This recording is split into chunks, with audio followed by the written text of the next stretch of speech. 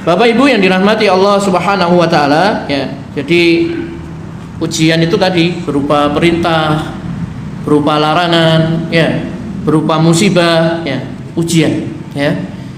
Nasihat dari Luqmanul Hakim, ya, kepada putranya, wahai anakku, ketahuilah bahwa emas dan perak itu diuji keampuhannya dengan api, dibakar, ya. Sedangkan orang beriman diuji dengan ditimpakan musibah, ya. Dulu sudah kita bahas musibah, sesuatu yang tidak kita sukai, ya. Sampai tertusuk duri itu musibah, tali sendalnya putus itu juga musibah, ya. Dan seterusnya, ya, sakit dan lain sebagainya. Jadi Luqman ini menasihati anaknya bahwasanya orang beriman itu pasti akan diuji. Ujiannya itu berupa musibah, ya.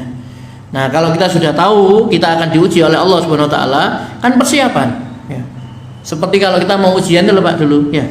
Nanti Eptanas tanggal sekian, bulan sekian. Nah, sudah tahu tanggalnya mau diuji. Ujiannya ini kisi-kisi. Udah kita belajar mempersiapkan. Nah, ini ujian ini disampaikan oleh Allah dalam Al-Qur'an.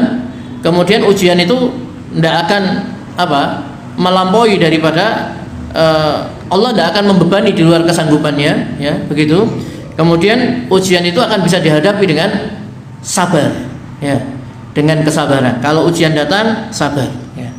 Tapi kalau dulu di sekolah kita kan harap tenang, ada ujian. Jadi kalau ujian datang itu jangan berisik, tenang saja. Mengadu kepada Allah Subhanahu wa taala. Jangan sambat sana, sambat sini, tidak akan menyelesaikan masalah. Sing disambati ya diuji pisan, ya.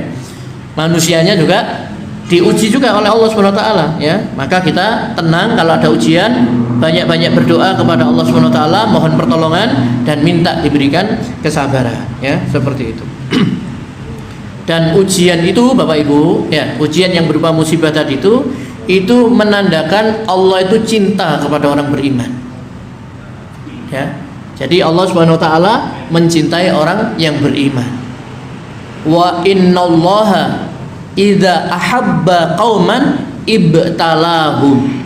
Dan sesungguhnya Allah apabila mencintai suatu kaum, maka pasti Dia akan menguji mereka. Nah, orang beriman ini dicintai oleh Allah Subhanahu wa taala, maka pasti diuji oleh Allah Subhanahu wa taala, ya. Nah, begitu, ya.